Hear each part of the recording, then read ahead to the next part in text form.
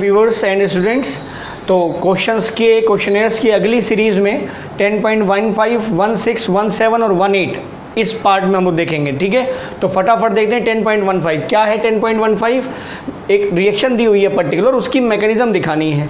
ये है n butyl bromide plus KCN alcoholic H2O।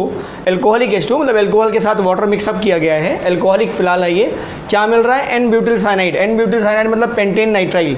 4 CH3 CH2 CH2 CH2 3 times CH3 3 times CH2 और उसके बाद CN, तो 5 कार्बन हो गए ना, CN वाला भी काउंट होगा, तो पेंटेन नाइट्राइल। ठीक है बेटा, अब इसकी मैकेनिज्म देखनी है। अगर आप थोड़ा सा स्टे करें यहाँ पर, यहाँ कंपाउंड देखें क्या है। ये है CH3 CH2 CH2 CH2 Br और यह है कितने डिग्री का बेटा? 1 डिग्री का।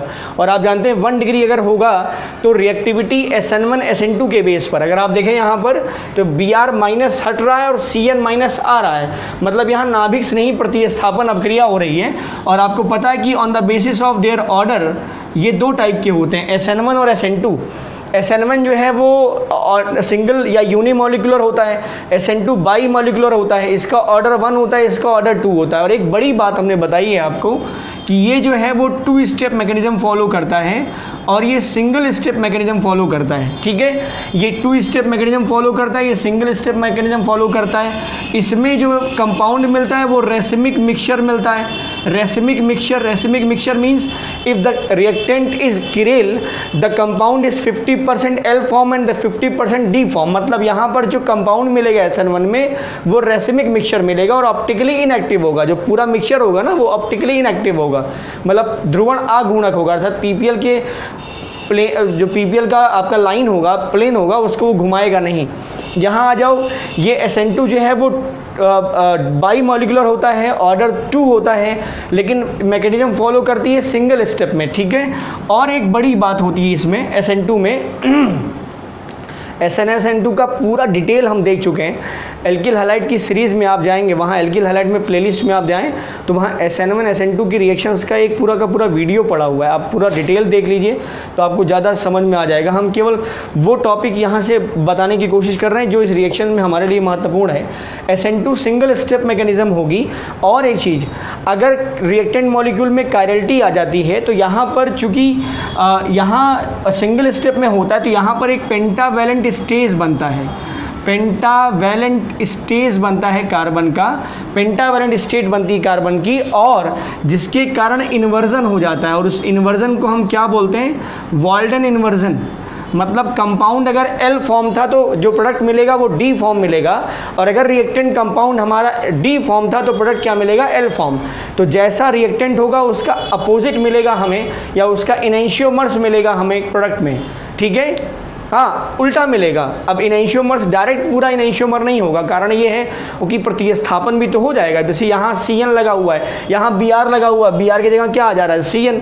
तो पूरी तरह से तो नहीं, लेकिन हाँ वो इन्वर्ट होगा। अगर ये D फॉर्म था तो प्रोडक्ट हमारा L होगा, ये L था तो ये D होगा। क्लियर? तो यहाँ वाल्डन इन्वर्जन। एक चीज़ हम और बता दें, SN2 के लिए रिएक्टिविटी जो रेट थी आपको पता है कि methyl halide, then 1 degree, then 2 degree and then 3 degree.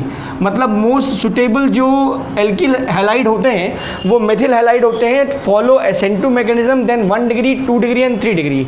आपके पास जो रिएक्टेंट है वो कितने डिग्री का है? 1 डिग्री का। मतलब यहाँ पर जो मैकेनिज्म प्रोसीड होनी है वो कौन सी होनी है? SN2 की, सिंगल स्टेप SN2 की। ठीक है बेटा, आइए देखते हैं। अब देखो होगा क्या, ये जो कार्बन है, इस कार्बन के साथ ये Br लगा हुआ है, ये कार्बन sp3 हाइब्रिडाइज्ड है। अगर इसकी हम थोड़ा सा डैश और वेज फार्मूले को ध्यान से देखें तो ये हो गया sp3 हाइब्रिडाइज्ड है तो टेट्राहेड्रल शेप होगा। ये H है, ये H है, ये हो गया है Br जहाँ शिफ्टिंग होनी है, और ये वाला पूरा पोर्शन CH2 CH2 CH3 ये बना दिया हमने। तो ये क्या है? ये है पूरा का पूरा ये कंपाउंड 1 डिग्री का CH2। तो इसका एक हाइड्रोजन नीचे की तरफ, प्लेन के नीचे, और एक प्लेन के ऊपर, और एक ऑन द प्लेन, ये दोनों ऑन द प्लेन। तो tetrahedral structure sp3 hybridized. Clear बेटा? अब जरा देखो, यहाँ पर ये जो KCN था ना, ये डिसोशिएट करेगा K+ Cn माइनस में। तो अब अगर आप देखें तो यहाँ इंडक्टिव इफेक्ट काम करेगा। इंडक्टिव इफेक्ट अगर काम करेगा तो मतलब इस पर आएगा पार्शियल निगेटिव, इस पे क्या आएगा पार्शियल पॉजिटिव। मतलब इस Cn माइनस या इस न्यूक्लियोफाइल नाभिक से नहीं कि अटैक करने की प्रोबेबिलिटी कहाँ, किस सेंटर पे, इस सेंटर पर।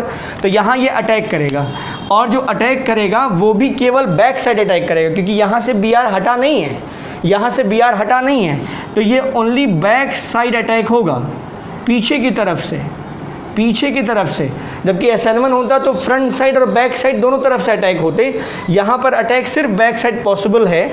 अब इसके बाद अगर देखें तो यहाँ पर ये जो कार्बन है और ये तो लग गया CH2CH3 और ये हो गया बेटा एबव द प्लेन H, ये H पड़ा हुआ है और ये हो गया बिलो द प्लेन H।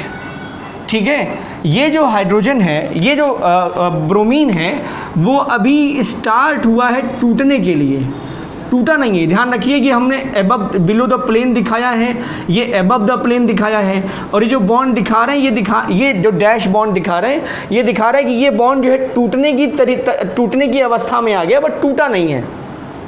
और उसी के रेस्पेक्ट में ये जो Cn वाला बॉन्ड है ये बनने की अवस्था में आया लेकिन बना नहीं है। तो ना ये बना है पूरी तरह से बॉन्ड और ना ये बॉन्ड पूरी तरह से टूटा है। क्लियर।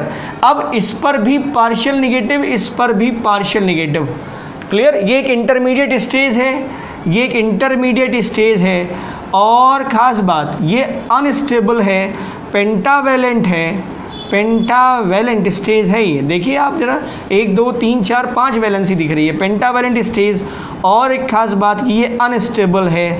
ठीक है। अब क्या होगा, अब बॉन्ड टूटेगा, बॉन्ड टूटा है, जाहिर सी बात हमें प्रोडक्ट अगर मिला है तो ये तय है कि ये वाला बॉन्ड टूटा होगा और फिर आके मिला होगा।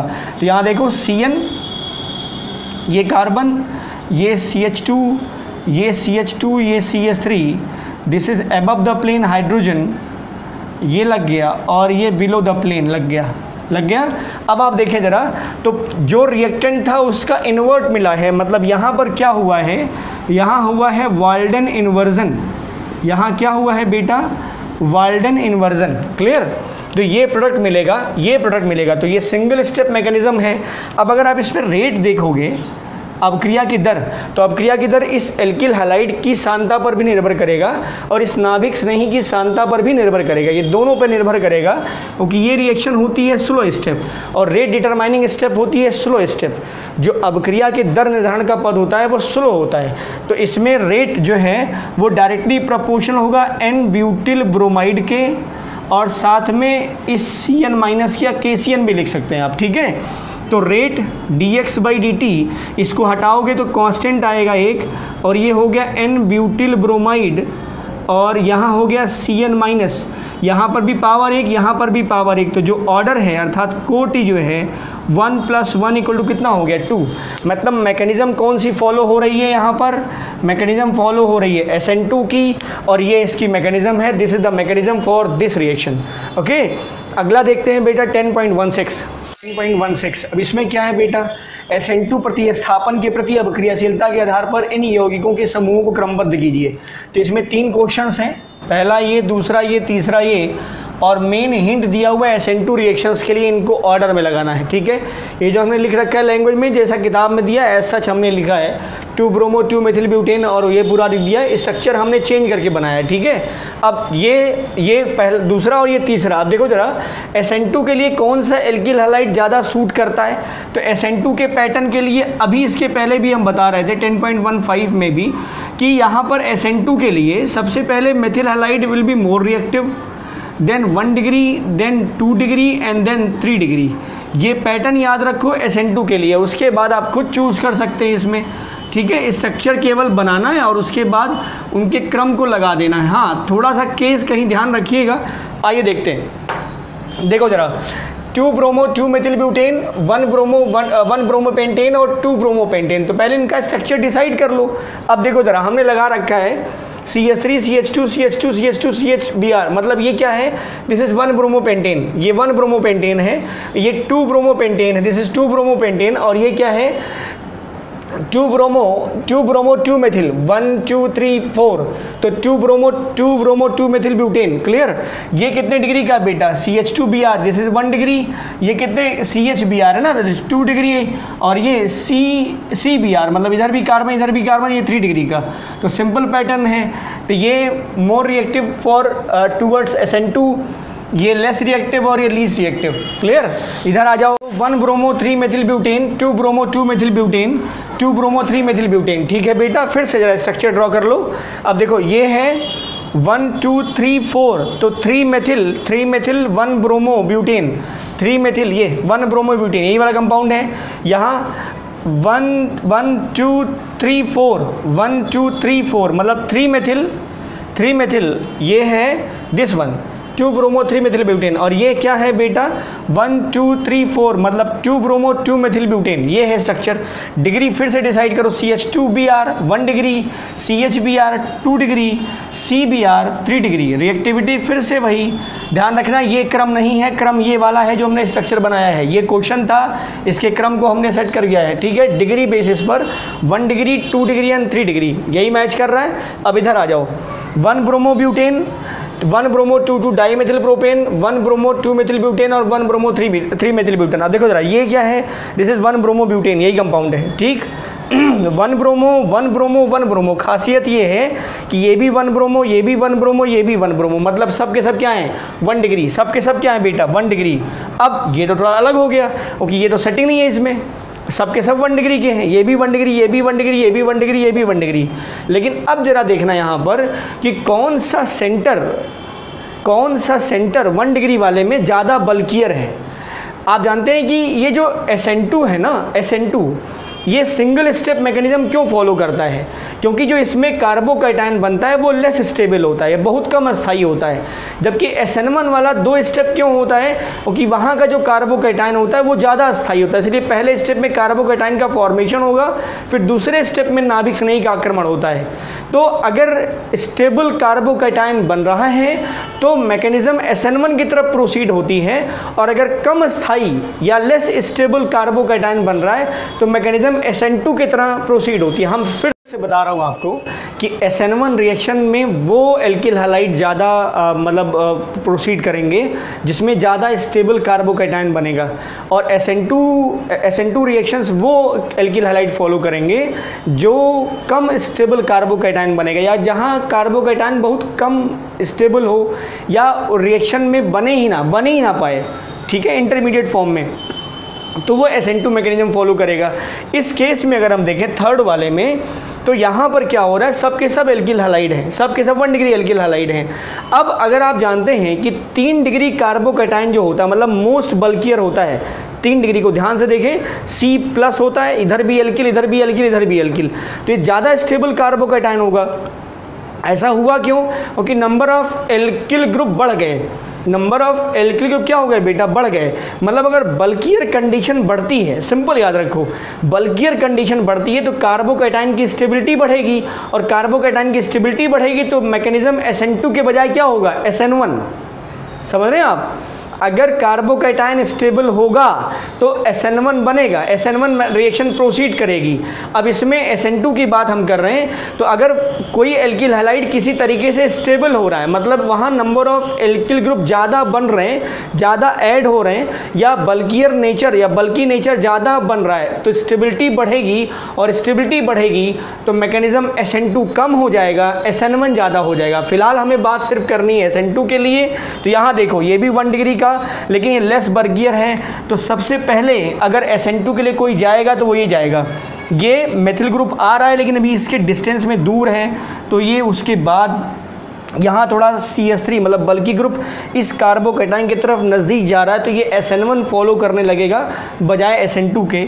और यहाँ पर तो ज़्यादा बल्कियर है, तो मोस्ट बल्कियर ग्रुप है ये, इसलिए यहाँ पर इसकी स्टेबिलिटी सबसे ज़्यादा होगी, और स्टेबिलिटी ज़्यादा होगी तो SN2 रिएक्शन लीस्ट होगा SN1। 10.17 C6H5CH2Cl, this is benzyl chloride, और ये है C6H5CSCl, C6H5 means diphenyl chloromethane. में से कौन सा यौगिक जलीय KOH से शीघ्रता से जल अपघटित होगा। अब एक चीज़ ध्यान रखो, जलीय KOH है, इसका मतलब यहाँ नाभिक से नहीं प्रतिस्थापन अपक्रिया होनी है, मतलब Cl हटेगा और OH आएगा, इस केस में भी और इस केस में भी। अब इसमें पूछा गया है कि कौन सा ज़्यादा रिएक्टिव होगा टूवर्ड्स दिस रिएक्शन, मतलब कौन सा इस प्रतिस्थापन अपक्रिया को शीघ्रता से देगा, ये वाला कि ये वाला। अब थोड़ा एक पैटर्न याद रखिए, उसके पहले भी बता चुके हैं कि अगर कोई अणु है, उस अणु में से किसी परमाणु या समूह को निकाल दीजिए, कोई पर्टिकुलर अणु है उसमें से परमाणु या समूह को निकाल दीजिए, जिसको निकालने की बात कही जा रही है, निकाल दीजिए, कुछ शेष बचेगा।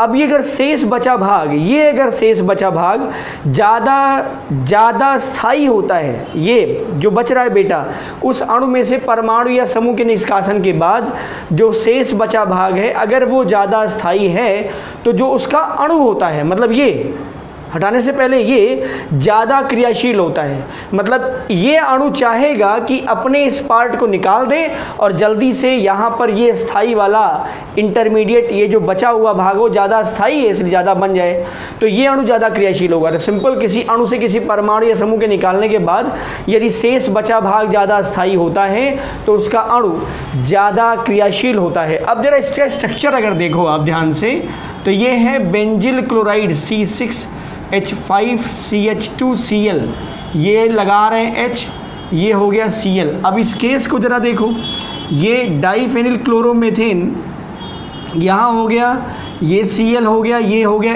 H और ये हो गया बेंजीन है। अब अगर आप ध्यान से देखें तो अगर इसका हम नाभिक से नहीं प्रतिस्थापन कराएं, मतलब अगर इसका हम ये Cl हटाएं, अगर ये Cl हटाएं और ये Cl हटाएं अगर, ठीक है, तो इस कार्बन पे क्या आएगा प्लस और इस कार्बन पे क्या आएगा प्लस। ये 1 डिग्री कार्बोनियम आयन है और ये 2 डिग्री कार्बोनियम आयन, तो यहाँ ये 2 डिग्री कार्बोनियम आयन बनेगा, यहाँ ये 2 डिग्री कार्बोनियम आयन बनेगा और ये 1 डिग्री कार्बोनियम आयन या कार्बोकेटायन बनेगा। और आपको पता है कि 1 डिग्री 2 डिग्री में से ज़्यादा स्टेबल कौन है, 2 डिग्री कार्बोकेटायन, मतलब जो शेष बचा भाग है उसमें ये ज़्यादा स्थायी है, ये ज़्यादा स्थायी है, तो इसका अणु क्या होगा, ज़्यादा क्रियाशील, मतलब रिएक्टिविटी ऑर्डर ये होगा, diphenyl chloromethane will be more reactive then benzyl chloride towards aqueous KOH, मतलब ये ज़्यादा तेज़ी से Cl निकालेगा, रेट इसकी ज़्यादा होगी, Cl निकालेगा और उसके जगह पे क्या लग जाएगा OH। क्लियर है, तो ये ज़्यादा स्थायी कार्बोनियम आयन बनाएगा और ये कम स्थायी कार्बोनियम आयन बनाएगा, इसीलिए ये ज़्यादा क्रियाशील होगा और ये कम क्रियाशील होगा। अगला देखो 10.18, आर्थोता मेटा समावयवियों की तुलना में पैरा डाइक्लोरोबेंजीन का गलनांक उच्च होता है, मतलब इसका जो गलनांक होता है वो उच्च होता है, आर्थो और मेटा वाले का कम होता है। अब एक चीज़ ध्यान रखो, गलनांक की बात की जा रही है, मतलब ये सारे के सारे सॉलिड स्टेट में है, मेटा डाइक्लोरोबेंजीन भी सॉलिड स्टेट में है, पैरा डाइक्लोरोबेंजीन भी सॉलिड स्टेट में है, मेटा और आर्थो सब सॉलिड स्टेट में है, ठीक है बेटा। तो अब सॉलिड कंसीडर करो, इन सबके अणुओं को सॉलिड मानो और तब देखो कि गलनांक इसका ज़्यादा क्यों है, ये चेक करना है, ठीक है। तो this is para dichlorobenzene, Meta dichlorobenzene और ये आर्थो डाइक्लोरोबेंजीन 1 2 1 3 1 4। क्लियर।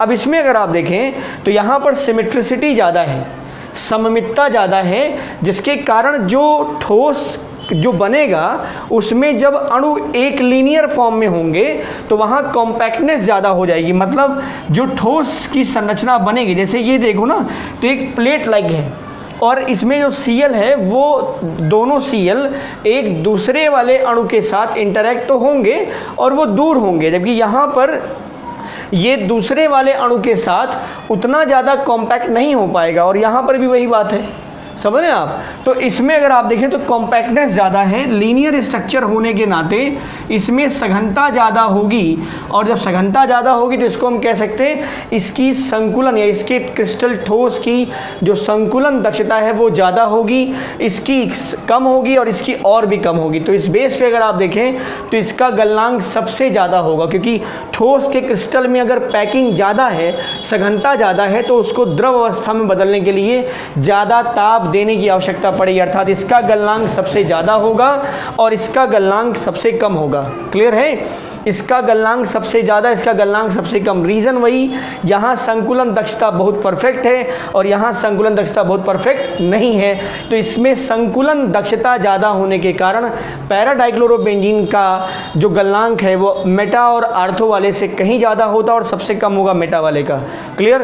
तो इस पार्ट के लिए बस इतना ही। तो stay tuned. Thank you for watching.